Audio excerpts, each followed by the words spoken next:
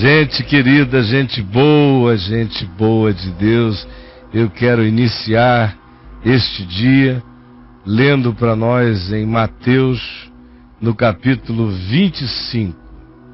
Mateus, capítulo 25, do verso 14 em diante.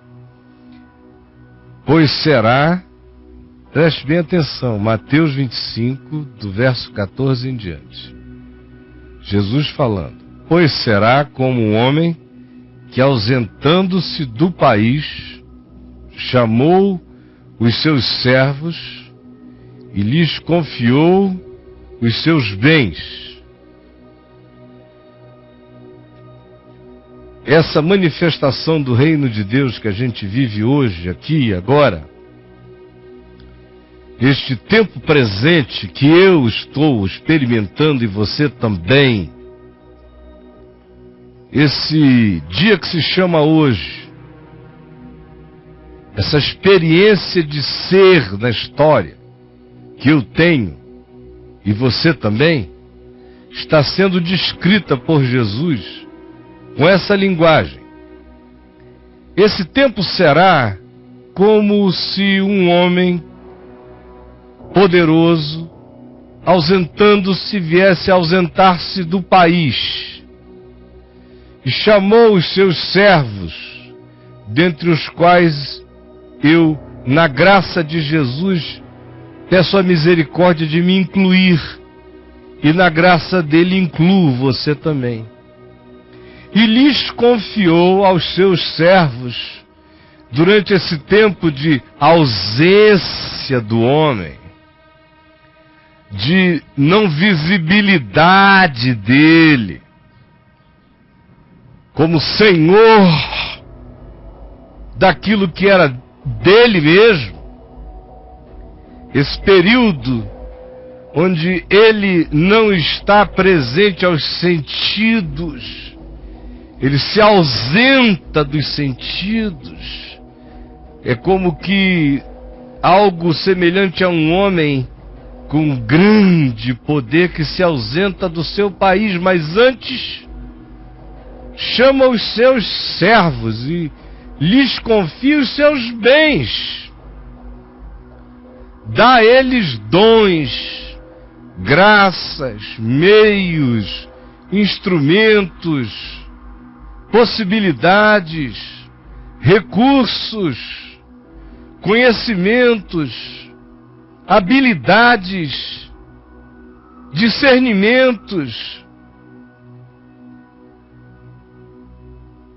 Carrega sobre a vida de cada um riquezas, riquezas interiores, riquezas mentais, riquezas emocionais, riquezas espirituais, talentos, dons, habilidades, sensibilidades, artes, tecnologias, propensões, diversas formas de inteligência, inteligências em áreas e âmbitos distintos, capacidade de exercício de sabedoria, enfim, capacitou os seus servos e lhes confiou, é a palavra, lhes confiou os seus bens, pegou de si e deu a eles, pegou de si e deu a eles, deu a eles o que é seu, tomou do que é dele mesmo e me deu, deu a você, nos deu. A um deu 5 talentos, dons, capacidades, níveis de inteligência, arte, oralidade, compreensão, seja lá o que for. Deu muita coisa. A um outro deu 2. Não deu o mesmo tanto, mas deu. E a um outro deu 1. E o que teve 5 não teve mais, o que teve 2 não teve menos, e o que teve 1 não foi o que teve ainda menos, porque ele deu a cada um, preste atenção. Quem sabe mais, pode mais, tem mais, não teve mais do que podia. Quem recebeu menos do que aquele, não recebeu menos do que ele. Nem o que recebeu um só, foi o que deve se sentir depauperado, porque ele deu a cada um, segundo a sua própria capacidade. Quem recebe o que pode, recebe tudo. Quem recebe o que pode, recebe tudo. Meta isso na sua alma. Quem recebe o que pode, recebe tudo. Não queira receber o que você não pode. Receber o que a gente não pode é receber para se frustrar, para se amargurar, ou para surtar. A bênção, a graça, é segundo a proporção da fé. É segundo a medida da capacidade de cada um. Tudo em Deus é segundo a medida, é segundo a capacidade. A tentação que eu recebo, ou que me vem, ou que eu a ela acedo, não me será jamais superior à capacidade que eu tenho de resisti-la. As minhas desvirtudes nunca existirão isoladamente em mim. Para cada desvirtude minha corresponde uma virtude, assim como para cada virtude corresponde uma desvirtude, que não necessariamente será implementada, mas existe potencialmente pelo simples fato de que a outra coisa positiva em mim existe. Toda tese carrega a sua antítese.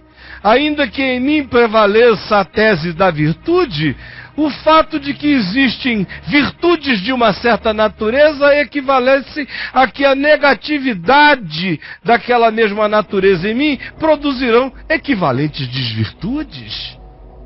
É tudo tão simples de entender. Quem recebeu 5 não recebeu mais, quem recebeu 1 não recebeu de menos. Cada um recebeu segundo a sua própria capacidade, porque quem recebeu apenas o que pode, recebeu tudo. E fique contente. Não se lhe colocou sobre ele opressão. Eu recebi o que eu pude, eu recebi tudo. E louvado seja Deus, porque me deu, por sua misericórdia, porque Ele não quer me acachapar, apenas aquilo que corresponde à minha capacidade. E diz aqui o texto, no seu prosseguimento, e então ele partiu para fora do país.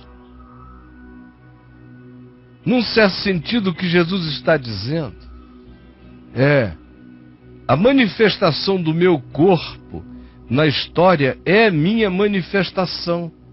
Por isso, cada um de vocês, durante o período da minha ausência visível, nesse interregno, até que eu volte, cada um de vocês é a expressão de quem eu sou. Vocês são os meus servos, eu dei de mim para vocês manifestarem-me durante a minha ausência. Cada um recebe de acordo com a capacidade que cada um tem de expandir, de crescer, de implementar, de desenvolver, de manifestar positiva, criativa, construtiva, benéfica e generosamente o que da parte de Deus recebeu. Esse é o sentido da minha vida aqui. Ele me fez elezinho durante a sua ausência visível da história. Tirou do seu espírito e me deu, segundo a proporção e a medida da fé que Ele mesmo compartilhou comigo. tudo conforme a minha capacidade, para que o meu dom não me seja uma tentação, para que a minha inteligência não me seja uma frustração, para que o aquinhoamento com o qual ele me serviu numa área não fique descoberto na área da possibilidade executiva de manifestar aquilo. Ele deu a cada um conforme a capacidade de cada um. Ele é justo. E aí ele saiu e disse: agora sejam generosos, honestos, corajosos, fiéis, cheios de fé, cheios de amor. Carreguem dentro de vocês uma vontade criativa divina e façam isso não competindo com ninguém, mas apenas como expressão de graça diante do que vocês receberam e das capacidades que eu mesmo dei a vocês de desenvolverem o que vocês receberam.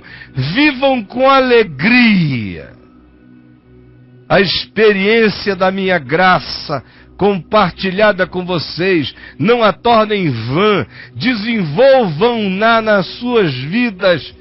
Que os dons cresçam, que os talentos aumentem, que a inteligência seja aplicada ao bem, que a sabedoria se divulgue para a proteção da vida e que o amor de vocês cresça. Essa é a hora da adulteza de vocês. Eu vou me ausentar como se faz quando se tem a segurança de poder deixar para trás gente adulta, madura, que vai andar com as próprias pernas e que haverá de honrar a graça do que recebeu. Então partiu. Ora, começa a história. O que recebera 5 talentos saiu imediatamente e começou a negociar com o que recebera, e ganhou outros 5. E cresceu, e expandiu. Isso aqui não tem a ver com crescimentos quantificáveis, com noções que signifiquem mensurabilidades palpáveis, numéricas, não. Nós estamos falando do Evangelho, não é um texto da Bolsa de Valores, nem de nenhuma escola de economia. É um texto espiritual sobre o significado da vida, os valores e as riquezas da vida, o que Jesus chama de riqueza e de valor. Não é grana, não é dinheiro, nem é posição. Entenda Jesus a partir de Jesus. Portanto, entendendo Jesus a partir de Jesus, ou seja, tendo Jesus como chave hermenêutica para ler Jesus, o que se entende é que o que recebera 5 saiu dali a negociar, não no mercado, mas na interioridade. Essa é só uma expressão da visibilidade, da ilustração, para jogar luz e lançar luz na perspectiva que está sendo tratada. É a do reino de Deus. Esse crescimento é no interior, com manifestações para fora. Mas as manifestações para fora não são campos, não são casas, não são aquisições. As manifestações para fora são amor, alegria, paz, bondade, benignidade, mansidão, domínio próprio. E a concreção aplicada disso em todas as dimensões da vida. O que recebeu 5, o que sabia pensar, falar, dizer, expressar, raciocinar, ponderar, discernir, aplicar, saiu com o que recebeu e fez crescer o que recebeu. E não se comparou com ninguém. Ele se dobrou a si mesmo, não porque estivesse olhando para o lado, mas porque estava olhando para cima, grato, cresceu, se ampliou, se multiplicou, se potencializou em Deus. Do mesmo modo, O que recebera 2 e não recebera menos do que o que recebera 5, porque recebera segundo a sua própria capacidade, saiu não se medindo com ninguém e ganhou outros 2 talentos. Ou seja, o resultado do primeiro, que de 5 transformou em 10, não é maior do que aquele que recebendo 2 transformou em 4. Porque conforme a capacidade de cada um, ninguém está sendo medido pelo outro. Cada um está sendo chamado a desenvolver o que recebeu. Não é corrida de cavalos, é corrida contra a covardia interior, contra a mediocridade interior, contra a animalidade interior, contra a pobreza interior, contra a negatividade interior. É uma corrida contra a minha história de negativismos, de medos de fracasso. É vitória contra a criação dos meus pais, para trás, negativa, pesada. É vitória contra o mundo em mim, contra o pecado em mim, contra o eu em si mesmado em mim. Esse é o sentido. E ninguém estava competindo com ninguém. Cada um está vencendo a si mesmo. O vitorioso não é quem vence outros. O vitorioso é aquele que vence a si mesmo em Cristo. Porque em Cristo se transforma. Mas aí tem um mais no meio dessa história linda. Tem um mais, que aqui é de 1, mas da história humana é um mais de milhões. É um mas de muitos. É um mas seu, quem sabe. Mas o que recebera 1, saindo, e recebeu 1 porque a capacidade que ele tinha era de trabalhar com 1. E 1 na mão dele poderia virar 2. E 2 era equivalente a 10 ou a 5, porque era conforme a capacidade de cada um. E ninguém estava se medindo com ninguém. Mas o que recebera 1, saindo, dos outros se diz a mesma coisa. O que recebeu 5, saindo, pôs-se a negociar. O que recebeu 2, saindo, foi negociar. Esse aqui, saindo. O que recebeu 1, saindo, abriu uma cova. Cara, saindo, abriu uma cova. Como isso aqui é uma parábola da história humana, desse ato entre o Senhor que disse, eu dou a vocês de mim, eu compartilho meu dom, meu espírito, derramo meu espírito sobre toda a carne, minha inteligência sobre toda a carne, meus potenciais sobre toda a carne, vou derramando luz sobre toda a carne, cada um conforme a capacidade de cada um. Nesse tempo, nesse ato, nesse momento da história, na ausência visível dele dos nossos sentidos, existem esses indivíduos que receberam o que receberam, cada um conforme a sua capacidade.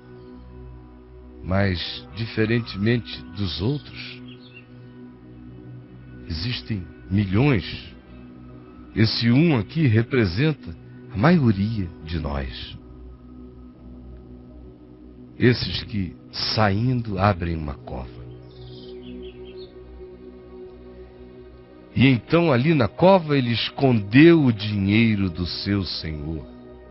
O recurso, o dom, o talento, a graça, a dádiva, o poder. Escondeu na cova. Escondeu na cova. Depois de muito tempo, o que desde o início Jesus deu a entender claramente aos discípulos, especialmente aqui em Mateus 24, 25, é que esse período entre a estada visível dele entre nós e a sua ausência até que ele volte de novo, demoraria muito tempo, na perspectiva humana dos esperantes. Depois de muito tempo, diz o verso 19, ele voltou. Sim, voltou o Senhor daqueles servos nós e ajustou contas com eles. Porque a cada luz que eu recebo, há uma prestação de contas. Eu serei julgado pela luz que eu tive, não pela luz que eu nunca tive. Pela informação que eu tive, não pela que eu não tive. Por aquilo que o meu coração soube, e não por aquilo que honestamente ele nunca tenha sabido. Eu serei julgado e cada um de nós será julgado por isto. Por isso o juízo de Deus é segundo cada ser humano, cada indivíduo. Não é uma categoria universal de régua única para medir a todos, não. O juízo de Deus se individua. Para ser divino e justo tem que ser particularizado, singularizado, conforme a singularidade da existência de cada um. Mas ninguém pense que a gente está existindo na história sem que venha um dia de luz, um dia de juízo, um dia de acerto de contas. Viver é um acontecimento divino, lindo, responsável.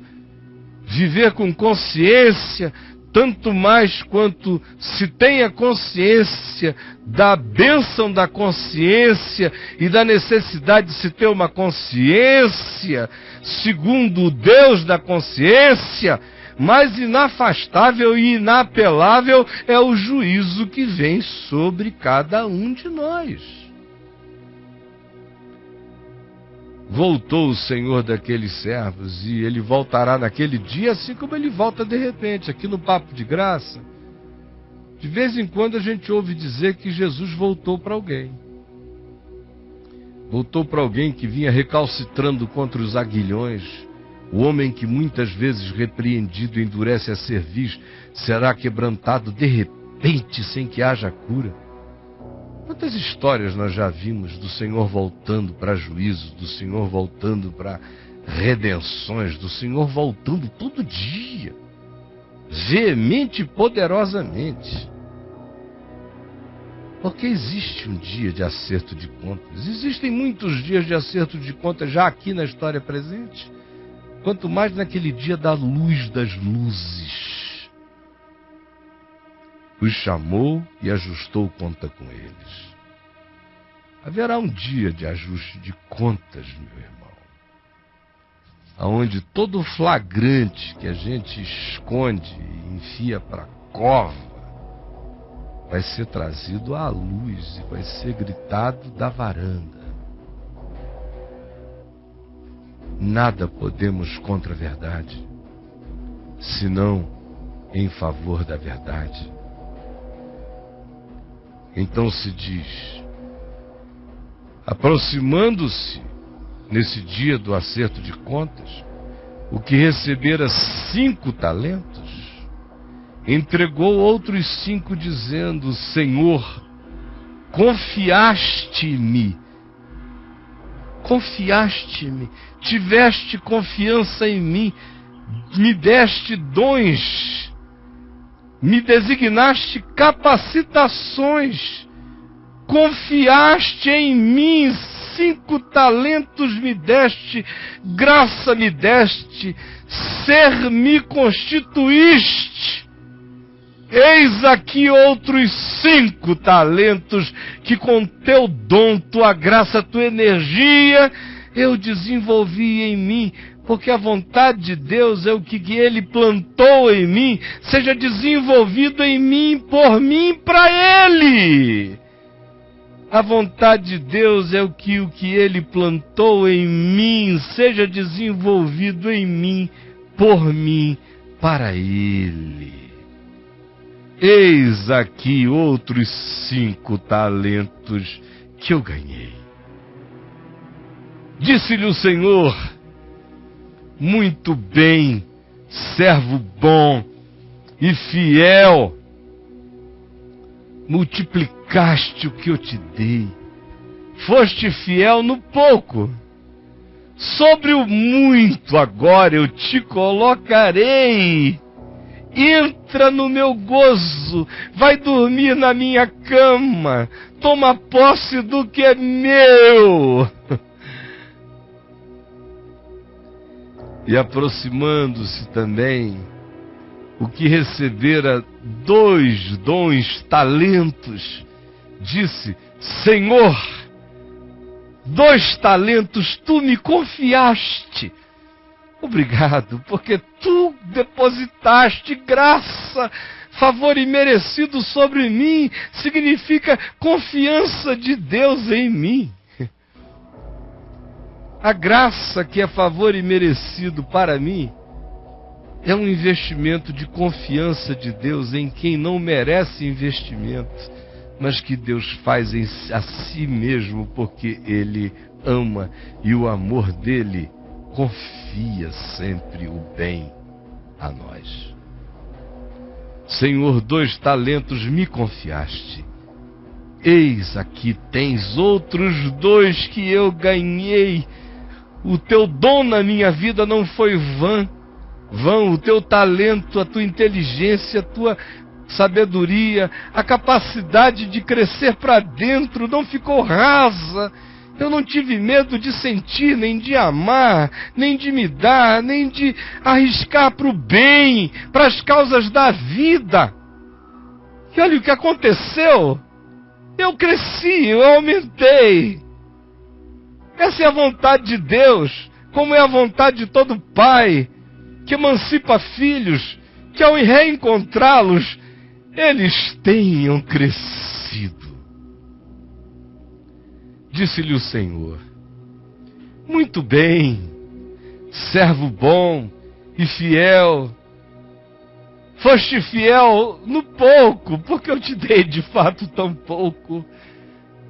Agora sim, sobre o muito eu te colocarei. Agora que tu vais ver a minha riqueza, entra no meu gozo, vai tomar banho na minha banheira. Chegando por fim, o que recebera 1 talento, disse: Senhor, sabendo, quem terá informado a esse cara acerca disso? Onde terá ele desenvolvido pretenso saber? De onde lhe viera tal persuasão? Que Bíblia lera? Por quem foi esse homem ensinado? Quem lhe plantou tal imagem severa, perversa, diabólica de Deus, inculcando isto na mente dele com tanta força, que isso se transforma numa teologia, a ponto de que ele diz sabendo, é algo que ele acha que sabe sobre Deus, é algo sobre o que ele teologou Deus. Senhor, sabendo que és homem severo, Deus puritano, pesado, irado, sabendo que és Deus babante, perverso, porque tu, eu sei, eu fiz o curso, eu aprendi, que tu ceifas, aonde tu nada plantaste, nada semeaste, tu vais lá e queres colher. Não é conforme o que tu deste que tu buscas, é conforme o que tu nunca deste que tu pedes. Então já sei, ele estudou num seminário evangélico. Ele fez um curso num seminário católico. Foi porque é o cristianismo que ensina isso para o pessoal. de que Deus pede dos outros o que Ele nunca deu. Que Ele é severo assim, nojento, perverso assim. Que Ele pede que o cara que nunca discerniu nenhum evangelho passe no teste do evangelho. É assim. Que Ele que nunca deu certas luzes e compreensões chegue lá para cobrar o que Ele nunca deu. Mas esse cara se formou nisso. Senhor, sabendo que és homem severo, que ceifas onde não semeaste, e ajuntas aonde não espalhaste, receoso, porque eu sei que tu és assim. Isso é minha teologia. Eu sei, é assim que eu prego para todo mundo. Nunca diria que é injustiça da tua parte. Mas o Senhor é bom, apesar de ser tão mal assim. Louvado seja o teu nome, apesar de tu seres tão diabólico deste modo. Sabendo que tu és diabólico, eu fiquei com medo. Ó Deus. Aí abri essa cova com as minhas próprias mãos e escondi aqui na terra o teu talento. Aqui tens o que é teu. Carregar teu dom todos esses anos da vida, para mim foi um pânico, foi um pavor. Ser humano foi uma angústia. Se eu pudesse ter decidido não nascer, eu teria não nascido. Sabendo que tu pedes o que tu nunca deste. Eu abri uma cova. Pega o que é teu. Me livra do que é teu. O que é teu me apavora.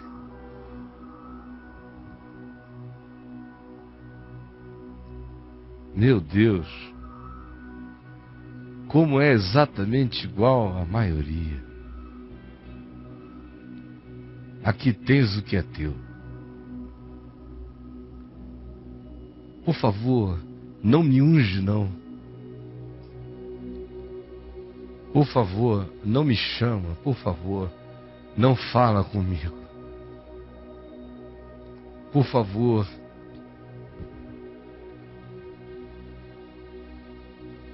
o que eu fiquei sabendo sobre ti me deixou em pânico para contigo. Te servir é uma angústia, é um peso, é medo, é aflição.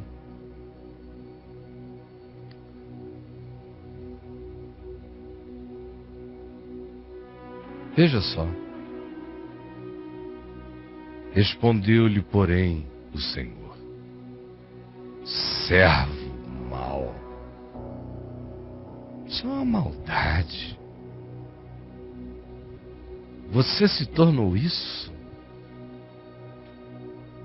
Você se tornou isso? Mal e negligente, diferentemente dos que se tornaram bons e fiéis. Ao invés de se tornar bom, você se tornou mal. Ao invés de se tornar fiel, você se tornou negligente. Sabias? Sabias? Era isso que tu pensavas? É assim que tu me pensas? É assim que tu pensas que me sabes?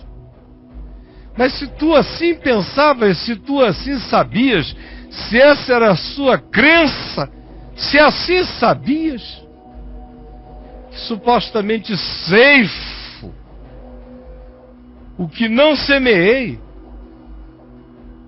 e ajunto o que eu não espalhei para ir ajuntar, ou seja, eu cobro resultados de algo que eu não investi para ajudar a acontecer e demando isso de maneira severa, perversa e injusta. É isso que tu pensas? Bom, se é assim que tu pensas, tu deverias ter agido melhor do que todo mundo. Porque não era a mim que tu irias prestar conta, afinal de contas. Você ficou esse tempo todo, não foi com medo de mim, porque pensou que eu era assim? Ora, pela mesma lógica, se você pensou que eu era assim, que eu ajunto o que eu não espalhei, que eu tento ceifar e colher o que eu não plantei, se você pensa que eu sou assim injusto, que você, sabendo que eu sou injusto, teria que prestar contas a mim, por essa lógica você teria, meu querido, de ter se tornado uma baiana, cara. Por essa lógica você deveria ter virado Carmen Miranda. Porque se você ia ter que prestar contas a um diabo como eu, assim sou visto por você, você tinha que ter feito de tudo.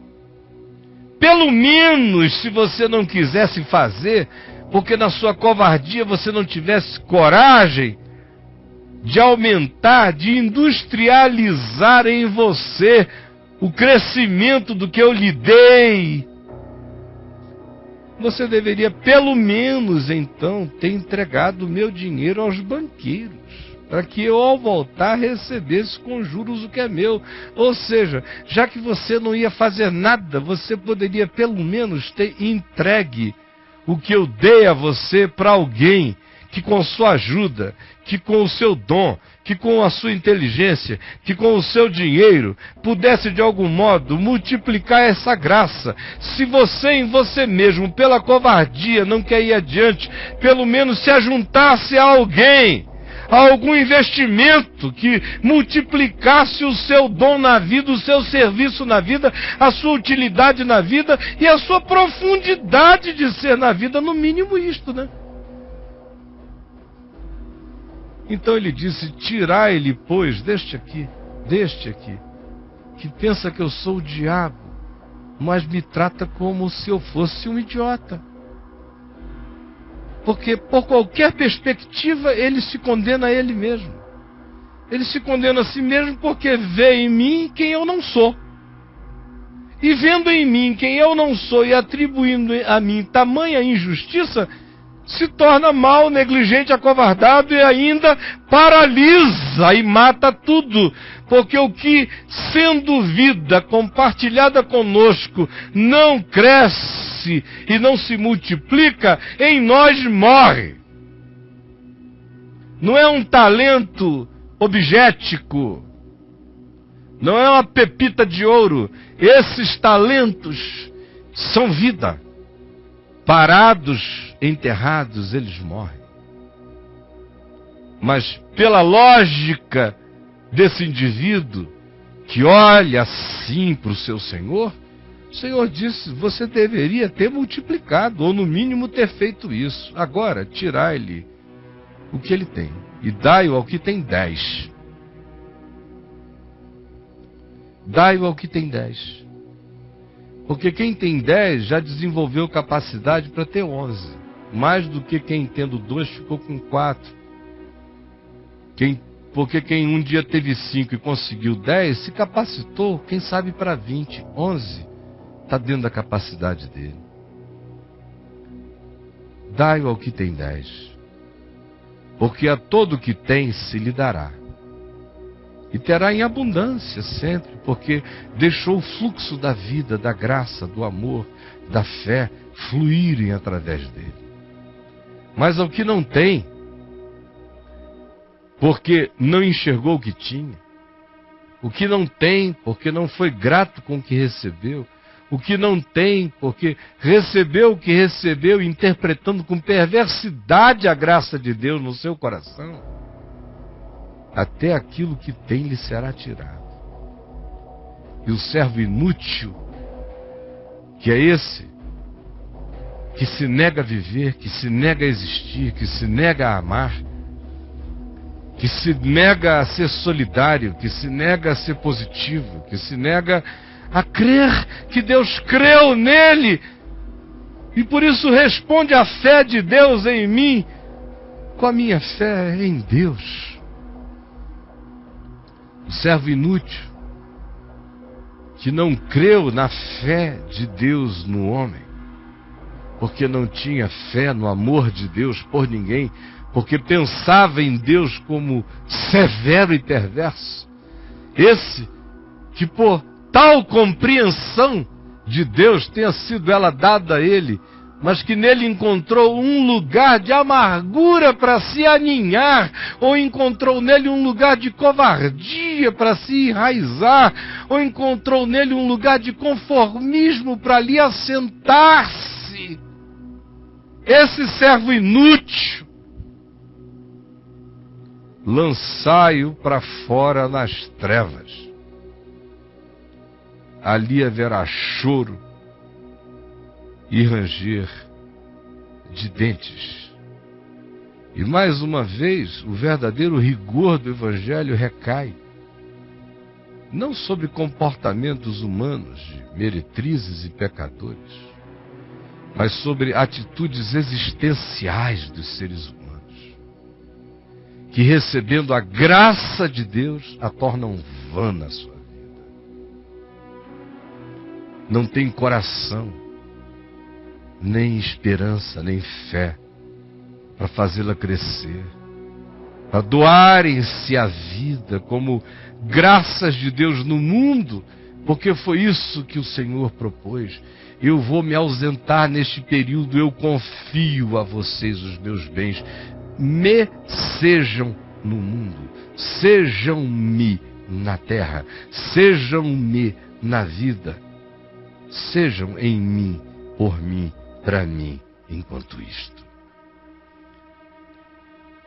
E confiem. Vejam que eu estou tirando do que é meu e lhes dando, porque eu confio em vocês. Creiam na fé de Deus em vocês. Você nunca ouviu isso na sua vida, está ouvindo aqui pela primeira vez hoje. A fé de Deus no homem é por sua imensa e louca graça compartilhar comigo as insondáveis riquezas de Cristo Jesus. Isso é a fé de Deus no homem. O que é fé de Deus?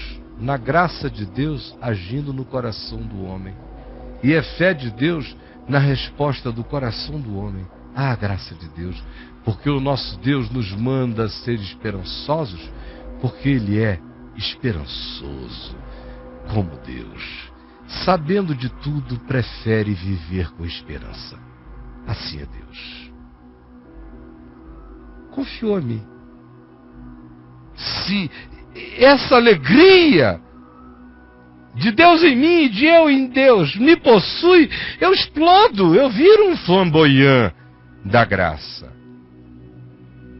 Mas se a minha mente é tomada de negatividades, essas negatividades podem vir de tantas fontes. A primeira fonte é de natureza pessoal. E é praticamente um mistério essa natureza da negatividade em algumas pessoas humanas, que nascem com uma semente de negatividade. Tem gente que parece que respirou o ar da amargura, como o primeiro hálito da vida já foi amargura. Já tomou fôlego de amargura. Alguns parece que no ventre já estavam amargurados. Porque são amarguras de natureza essencial que algumas pessoas carregam. Parece uma semente podre ali dentro. Outras vezes é a criação. A pessoa foi educada por um pai injusto, perverso, severo, maníaco, tarado, doido. E aquela imagem do pai demônio é transferida para o pai celeste, que fica a cara do pai terrestre. Esses sofrem traumas. E Deus entende todos os traumas humanos. Ninguém será julgado pelos traumas dos quais não conseguiu ficar livre, às vezes, porque nem conseguiu discernir. Cada um vai ser avaliado na medida de cada coisa. Ninguém fica com medo. O Senhor é bom, é verdadeiro, é justo em cada medida.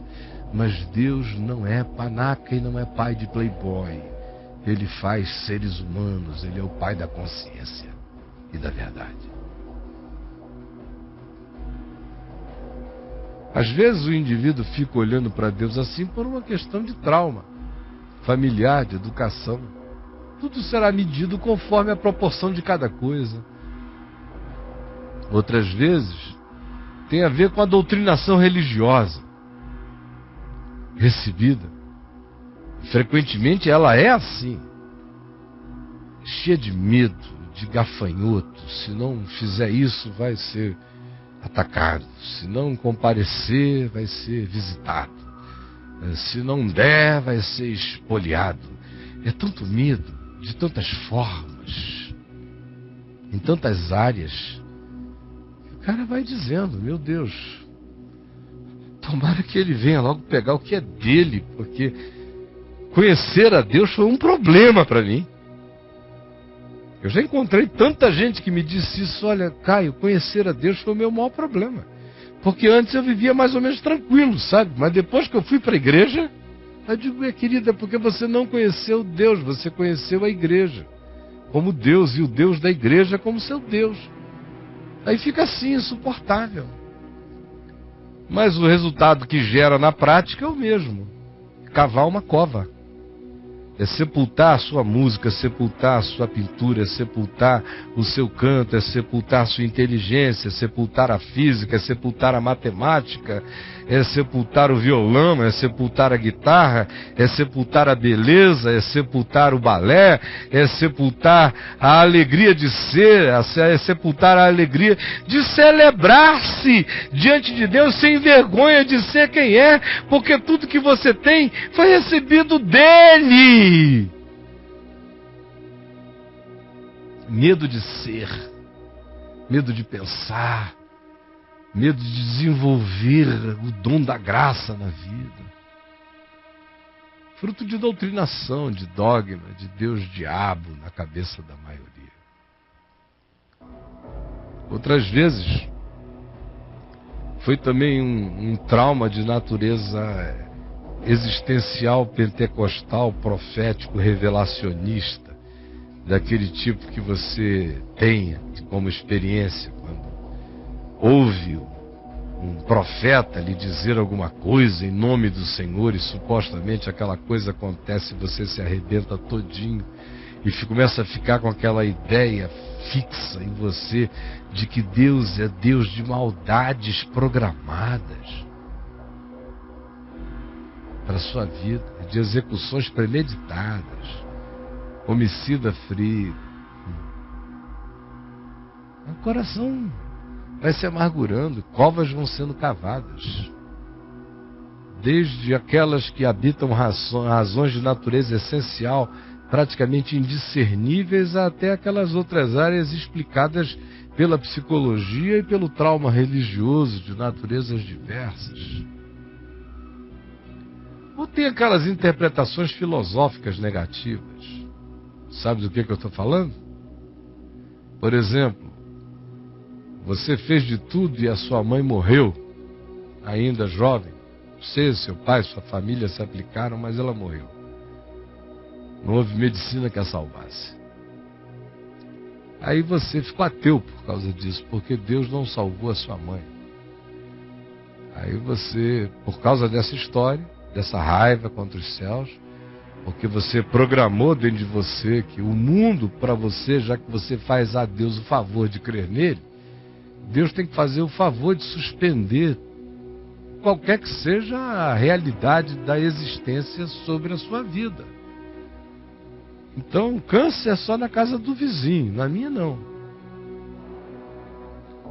Desemprego é estatística dos outros, para mim não.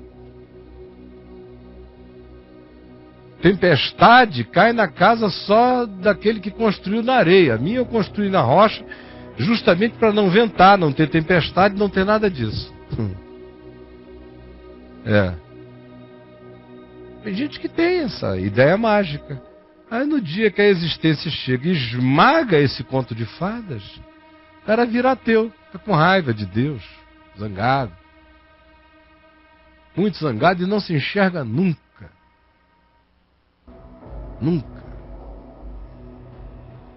O que persuadiu você acerca da sua atual ideia de Deus?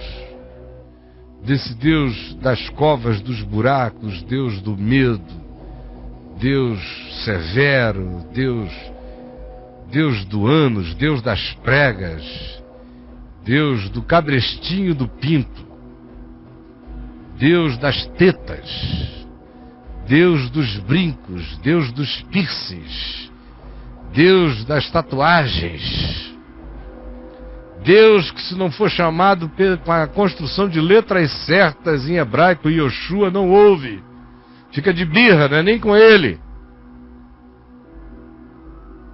Como é que você chegou a esse estado de reducionismo, de covinha para Deus, onde você se enterra? Se enterra. O que sobra para você que gostava de ser bailarina é virar uma levita num palco evangélico e dançar o cisne negro lá. Porque não pode, é pecado. Qualquer coisa que não seja ali na cova é pecado. São os habitantes da cova. Cavei uma cova, me ausentei, me alienei do mundo. E os dons estão aqui, ó. Pega o que é teu. Que eu não tive coragem de ir para a vida. O mundo é muito mal. E tu pedes o que tu nunca deste. Foi o que me ensinaram. Que os índios nunca souberam nada de Jesus, mas se eles não passarem na prova do catecismo, vai todo mundo para o inferno. Foi o que me ensinaram, que se não batizar a criança, vai para o inferno. Foi o que me ensinaram, que se não passar no exame de doutrina, vai para o inferno. Foi o que me ensinaram, se não souberem soletrar o nome de Jesus legal, já estão no inferno. Então, num mundo onde ninguém nasce já com a vagina evangelizando o filho,